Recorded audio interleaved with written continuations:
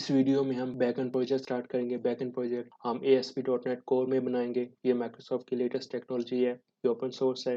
Means के इसका source code GitHub पर मौजूद है। कोई भी डेवलपर इसके सोर्स कोड में मॉडिफिकेशन कर सकता है, कोई न्यू फंक्शनैलिटी ऐड कर सकता है। ये क्रॉस प्लेटफॉर्म है, मीन्स के ये अब सिर्फ विंडोज पर नहीं, लिनक्स और एप्पल के ऑपरेटिंग सिस्टम पर भी रन करेगी।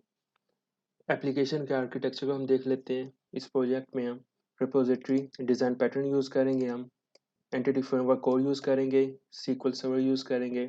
ASP.NET कोर में एक प्रोग्राम फाइल होती है, स्टार्टअप फाइल होती है, ऐप सेटिंग फाइल होती है, जो एक JSON फाइल होती है। प्रोग्राम फाइल के अंदर मेन मेथड होता है जो इस स्टार्टअप फाइल को इन्वोक करता है। स्टार्टअप फाइल के अंदर आप कंट्रोलर की स्कोप डिफाइन करते हैं, लेयर्स ऐड कर सकते हैं, एप्लीकेशन की सेटिंग्स ऐड कर सकते हैं। App setting just like a web config file, इसमें आप कनेक्शन स्ट्रिंग ऐड कर सकते हैं और दूसरी कॉन्फ़िगरेशन आप इस फाइल में ऐड कर सकते हैं और उसको आप स्टार्टअप फाइल या किसी कंट्रोलर में या किसी और फाइल के अंदर आप उसको यूज़ कर सकते हैं। अगर आप डाटा गेट करना चाहते हैं तो आप गेट रिक्वेस्ट सेंड करेंगे, ऐड करना चाहते हैं तो पोस्ट रिक्वेस्ट सेंड करेंगे, अपडेट करना चाहते हैं तो आप put and patch request send करेंगे। तो ये रिक्वेस्ट पहले कंट्रोलर के पास आएगी, कंट्रोलर इस रिक्वेस्ट को रिपोजिटरी डिज़ाइन पैटर्न के पास फॉरवर्ड कर देगा और ये फिर एंटिटी फ्रेमवर्क को यूज़ करते हुए डाटा को एक्सेस करेगा और ये एंटिटी फ्रेमवर्क एंटिटी मॉडल यानी इंटरनल मॉडल को रिटर्न करेगा। और ये जो DTO डाटा ट्रांसफर ऑब्जेक्ट, ये एक्सटर्नल रिप्रेजेंटेशन होती है इंटरनल मॉडल एंटिटीज मॉडल की। इसको हम ऐसे समझ सकते हैं कि एक क्लास के अंदर फर्स्ट नेम लास्ट नेम है, आप चाहते हैं जो इसकी एक्सटर्नल जो रिस्पॉन्स में जाए वो फुल नेम चाहे, या आप किसी प्रॉपर्टी का नेम चेंज करना चाहते हैं जो इस इंटरनल मॉडल में है, आप वो काम DTO क्लास में कर सकते हैं।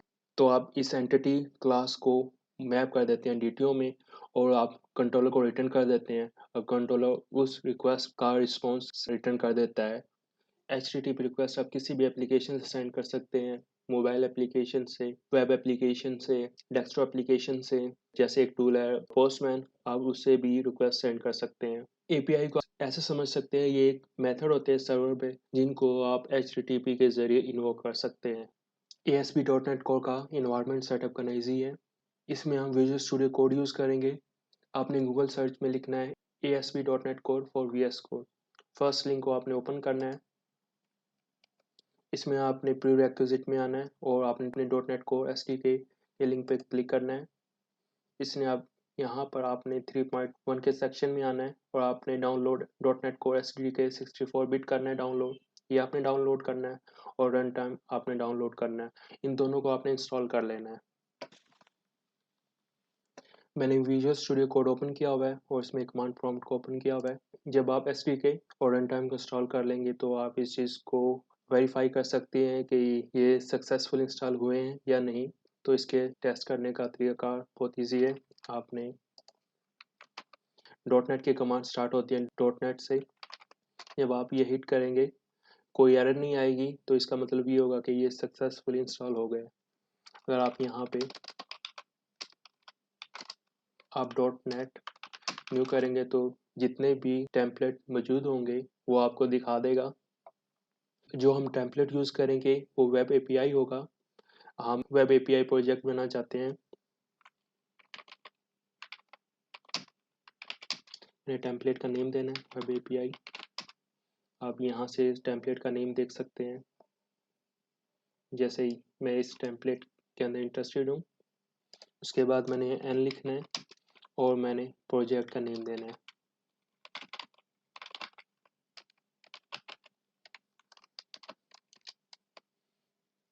तो ये एक प्रोजेक्ट क्रिएट कर देगा। तो ये इसने प्रोजेक्ट क्रिएट कर दिया है। इसने एक ऐप सेटिंग फाइल बनाई है जिसमें हम कनेक्शन स्ट्रिंग ऐड करेंगे। प्रोग्राम फाइल के अंदर एक मेन मेथड होता है और जो इस स्टार्टअप फाइल को इन्वोक करता है, इसको स्टार्ट करता है। और स्टार्टअप फाइल के अंदर हम कंट्रोलर की स्कोप डिफाइन करेंगे, लेयर्स ऐड करेंगे। ये इसने एक मॉडल क्रिएट किया हुआ है क्योंकि इसने एक एग्जाम्पल के तौर पे एक कंट्रोलर ऐड किया हुआ है, तो ये उसका मॉडल है। जैसे जैसे हम इस प्रोजेक्ट में आगे बढ़ेंगे हम मज़ीद स्टार्टअप फाइल और दूसरी फाइल को देखते रहेंगे। अब इस प्रोजेक्ट को हम रन करके देखते हैं। एक चीज़ आपने याद रखनी है, जब आप प्रोजेक्ट बनाते हैं तो वो प्रोजेक्ट एक न्यू डायरेक्टरी के अंदर बन जाता है। जैसे अभी मैं कमांड प्रॉम्प्ट को देखूँ तो मैं V1 फोल्डर के अंदर हूँ, लेकिन जो मैंने प्रोजेक्ट बनाया है वो डेव शेयर API के फोल्डर में है और इसका जो सोर्स कोड है वो सारा इस फोल्डर के अंदर है। तो जो प्रोजेक्ट को रन करने की कमांड है .NET रन है। अगर मैं अभी इस डायरेक्टरी इस फोल्डर में चलाऊंगा तो ये प्रोजेक्ट रन नहीं होगा। तो मुझे इस फोल्डर के अंदर आना है। कहीं आप एक फोल्डर के अंदर आप प्रोजेक्ट क्रिएट कर लें और उसी में आप .NET रन करेंगे तो प्रोजेक्ट नहीं चलेगा। आपने CD, आपने उस फोल्डर का नेम लिखना है और यहाँ पर आपने .NET रन लिखना है। तो ये प्रोजेक्ट स्टार्ट हो गया है। इस URL पे ये प्रोजेक्ट चल रहा है। मैं इसको, आपको ये एरर दे तो आपने एडवांस पे क्लिक करना है और प्रोसीड्स पे क्लिक करना है। इसको डिफ़ॉल्ट पेज नहीं मिल रहा, इसलिए ये एरर हमें शो कर रहा है। अगर मैं इस कंट्रोलर को चलाना चाहता हूँ तो मुझे वेदर फोरकास्ट कंट्रोलर का नेम मुझे कॉपी करना होगा और यहाँ पे मैं, तो आप ये देख सकते हैं इसने ये डाटा रिटर्न कर दिया है। इस गेट रिक्वेस्ट का डाटा इसने मुझे रिटर्न कर दिया है। इस कंट्रोलर में सिर्फ एक ही मेथड है और उस पर HTTP गेट लिखा हुआ है। इस मेथड को हम गेट रिक्वेस्ट से एक्सेस कर सकते हैं और इसमें आप ये देख सकते हैं इस कंट्रोलर को हम कोई भी नेम दे सकते हैं। अगर इसमें ये ब्रैकेट के बिग ब्रैकेट के साथ ये कंट्रोलर लिखा होगा तो इसका मतलब ये होगा कि ये नाम यहाँ से पिक करेगा। कंट्रोलर के कीवर्ड से पहले पहले का जो नेम होगा वो पिक कर लेगा। यहाँ पर आप कोई भी नेम दे सकते हैं। अगर मैं सिर्फ इसका ये नेम कॉपी करके यहाँ पे पेस्ट करूँगा तो ये जो भी गेट मेथड होगा ये उसको रन कर देगा, उसको इन्वोक कर देगा। आप यहाँ पर जाएं तो इसका राउट चेंज कर सकते हैं। आप चाहते हैं कि भाई ये जो गेट मेथड है ये किसी और नेम से एक्सेस हो, वो भी आप कर सकते हैं। अगर आप ये चाहते हैं कि ये कंट्रोल किसी और नेम से कॉल हो तो वो भी आप कर सकते हैं। जैसे अगर मैं यहाँ पे API लिख दूँ, आपने अक्सर देखा होगा कि API का URL होता है, उसके अंदर API का कीवर्ड होता है। अगर मैं ये कर दूँ तो अब इसका जो URL बनेगा वो बेस URL होगा और साथ एक API का कीवर्ड ऐड होगा स्लैश में। इस कंट्रोलर का मुझे नेम लिखना होगा। तो इसका सिंपल मतलब ये है कि ये इसकी जगह पर ये इस कंट्रोलर का नेम मैप कर देता है। मुझे एप्लीकेशन दोबारा रन करनी पड़ेगी। अब मुझे यहाँ पे API ऐड करना होगा। अब मेरा ये न्यू URL बन गया है। अगर एक कंट्रोलर में सिर्फ एक ही गेट मेथड है, एक ही पोस्ट मेथड है, एक ही पुट और पैच मेथड है, आप सिर्फ कंट्रोलर का नेम देंगे, गेट रिक्वेस्ट कर देंगे तो वो गेट वाला मेथड इन्वोक हो जाएगा।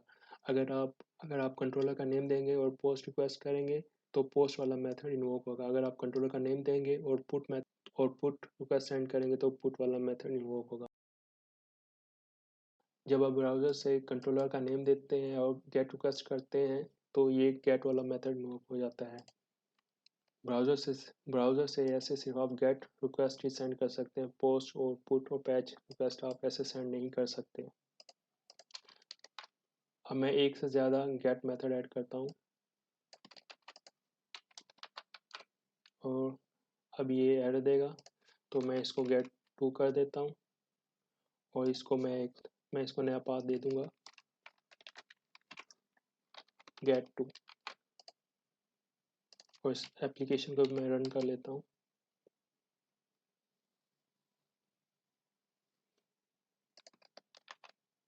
इसमें मैं टेस्ट के लिए डेटा दे देता हूँ गेट टू।